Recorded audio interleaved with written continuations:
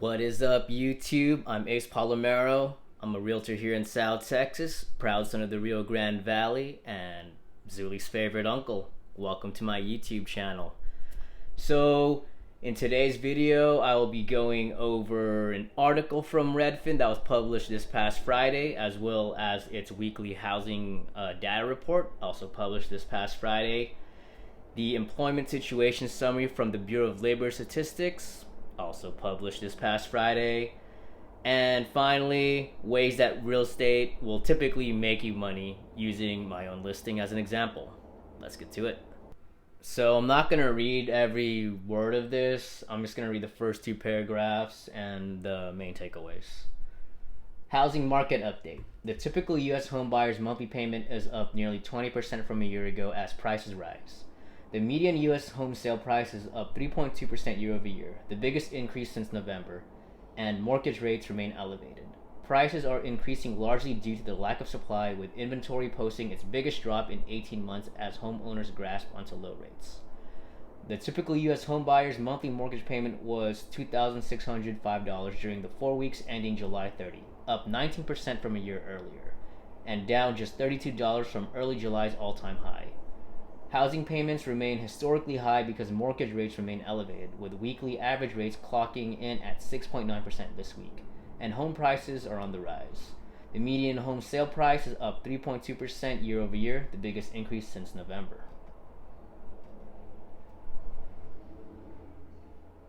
Leading indicators for home buying activity. So, looks like less people are applying for mortgages. Yeah, declined 3% from a week earlier and 26% from a year earlier.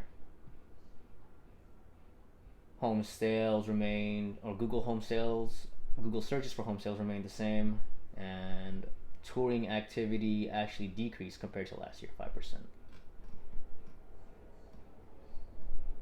So it's probably the unaffordability.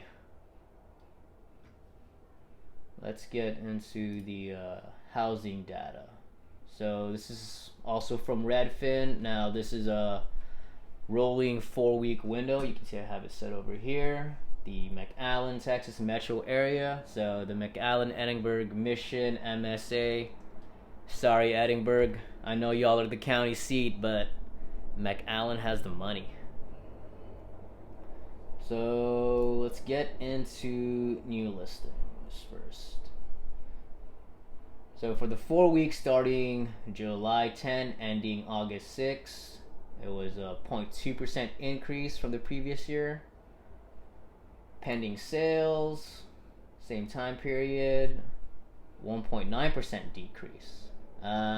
Pending basically means that the seller has accepted an offer, but there are just a couple more things that need to be worked out before the transaction is closed. So it could be something like the inspection report turned up that the roof needs to be repaired or be replaced, and they still need to take care of that, or they could be waiting for an appraisal report, things like that. Now for off the market in 2 weeks, so basically properties that went off the market in 2 weeks. That's really all it is.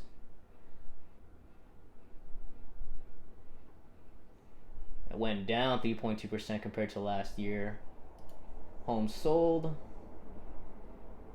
went down 2.7% from last year. The new listing median price,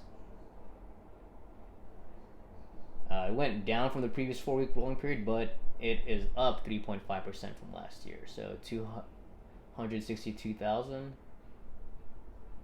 And the actual median sale price is at 238, which is up 5% from the previous year. Days to close, 27 days. Or just over 27 days, which is down 0.5% from last year. So we're selling faster, but it took a little bit longer compared to the previous week, or previous 4 weeks. So what does that all mean? The way I'm reading it,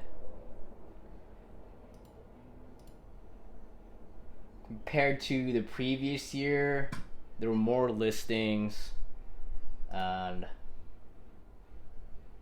they are taking a little bit longer to sell though. There were more homes sold, at least for this 4-week period. But I think that we definitely, at least for this year, opinion only, and then we're still waiting for the official data from the local association. But we hit the peak, at least for the median sale price. Yeah, median sale price data. So 4-week rolling, that was back in May to June. And then they're staying on the market roughly the same. Let's actually get into the actual MLS data. So y'all can see my screen. Just gonna do original price versus sale price. We'll just put Delta County, residential.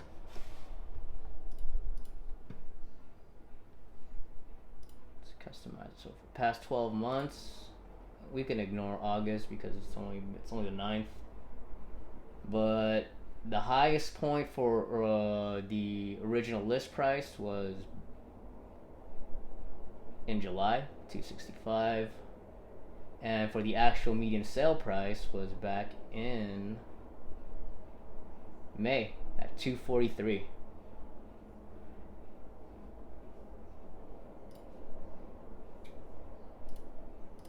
You can check the other things, just like median CDOM, or cumulative days on market. So that's from the time it was originally listed, regardless of who listed it, until the time it ultimately sold.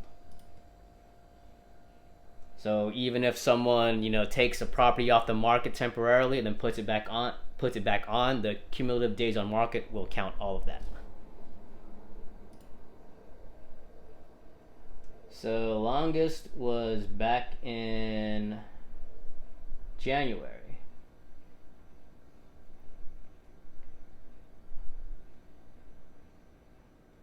Yeah, January this year at 64 days. So, and that supports the general trend that it's typically better to be a buyer in the winter months, so December through February.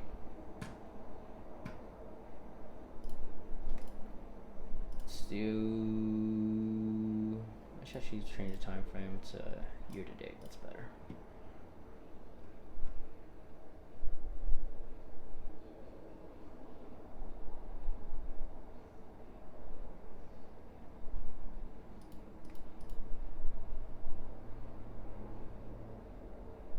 Okay. Number of active listings.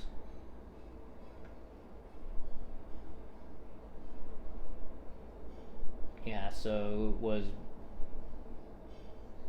assuming everyone's already submitted all their data, it was in last month at 1,786.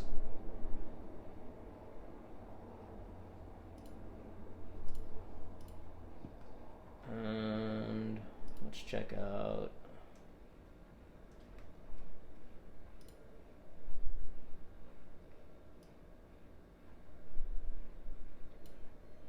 number of new listings. So also last month at 662. Let's do months of inventory.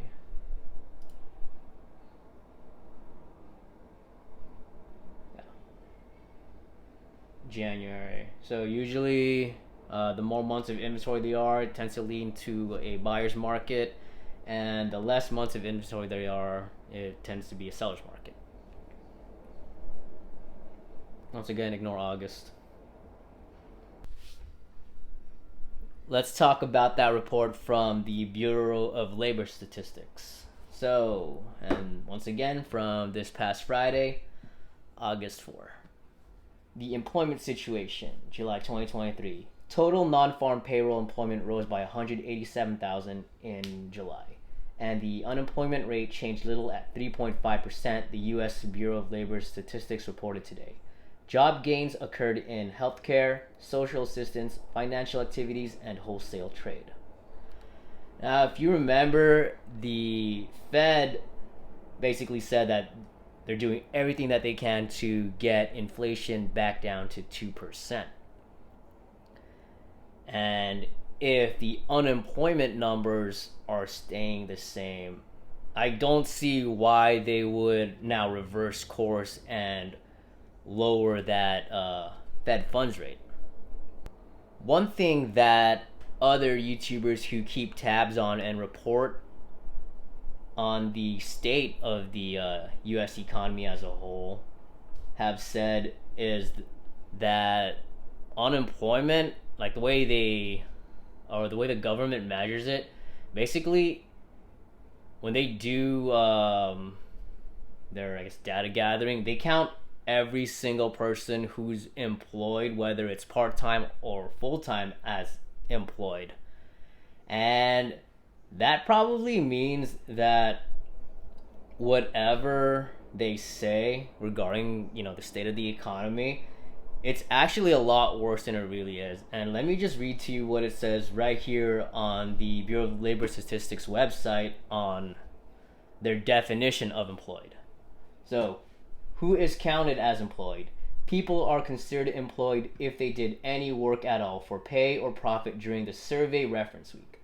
This includes all part-time and temporary work, as well as regular full-time year-round employment. Individuals are also counted as employed if they had a job at which they did not work during the survey week, whether or not they were paid, because they were on vacation, ill, experiencing childcare problems, on maternity or paternity leave, taking care of some other family or personal obligation, involved in a labor dispute, or prevented from working by bad weather. Yeah, so as long as you had a job, whether part-time or full-time, or whether or not you even worked, you counted as employed, at least for that survey week. So my question for you guys, and this applies regardless of sector, regardless of industry, is at work, are you seeing labor cuts? Are people leaving their jobs and the company failing to replace or fill these positions? If you're looking for a new job, what are you seeing? Are you seeing mostly or only part-time positions? Let's change gears a little bit. What are the main ways that you typically make money off real estate? So we'll get into that using my listing as an example. The first is rental income. Basically, you own the property, you rent it out to somebody, they pay you money. And as long as that rental income exceeds your monthly costs, so that could, if you have a mortgage, that could be your principal, interest, your taxes, your insurance, plus your operating costs, you're making profit, right? The other way is through appreciation. Let's say you buy a property, right, for whatever amount. Years later, 10, 20, 30 years later, it is now worth more. You sell it, and that's your profit. And the third way is forcing value on the property. So basically, your actions lead to improvements to the property. It could be like you adding another bedroom or converting a room into a bedroom so that you can either increase its value through that or rent out or have more rentable space, if you will. Or just adding an improvement like a building to the property, right? If we're looking at my listing, let me make sure it's recording. So, this is it. 3-2 in Mission, built in 1999, just over 1,800 square feet. Now, it's, if you compare it to other similar properties, it's actually more than just asking a lot, right? Because of the price point and the price per square feet. But if you take into account the lot size, 1.6 acres, it makes sense. Yeah. and we just had a price improvement. But back to the example, right? There is a tenant in it, so assuming you buy the property, the rent the rent the tenant is paying you, that is your income. That's one way to make money off it. If you buy the property, hold it for long enough, it'll eventually appreciate, and you sell it for profit. Second way of making it.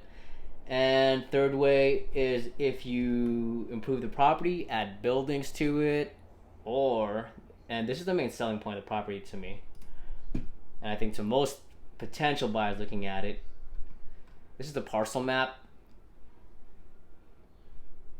Yeah, it's recording. So right there, that's Sherry High, and this is the property, L-shaped property. Most of the unused land is in the back of the property, so the house is right there. According to the appraisal district, the frontage is 70 feet. Yeah, so if I'm a potential buyer looking at this, I'm going to be wondering, what can I do with this back part of it? I'll also be wondering if somehow I can still use the existing house on the property to help generate more income, or if I'm gonna have to get rid of it in order to make use of the property here. And that's something that you're going to have to find out with the city of Mission whenever you apply for a permit. Now, in my personal opinion, as a licensed realtor, it's not my job to convince you that you should buy or you should sell. That's a decision that you need to make on your own. Like, my job is to, assuming that we've already signed a representation agreement, yeah, if you're my client, my job is to give you advice, provide you with guidance, and all the relevant data information. But ultimately, the decision to buy or sell a property, that's all on you. If you're a home buyer, you gotta decide whether or not the difference that you will be paying in your rent versus your house payment, whatever that difference is worth it at whatever time you make that decision. If you're a seller, you gotta decide whether the proceeds of that sale is going to be worth it, and also what you're going to be putting the proceeds of that sale into. Now, if you're a buyer and you have to buy and you have a certain time frame, then just general advice, don't skip out on that option period. Pay whatever, it's a small fee. Usually it's like $100. So make sure you have that option period so you can do your inspection. Don't pass out on the inspection. Make sure you have an appraisal contingency.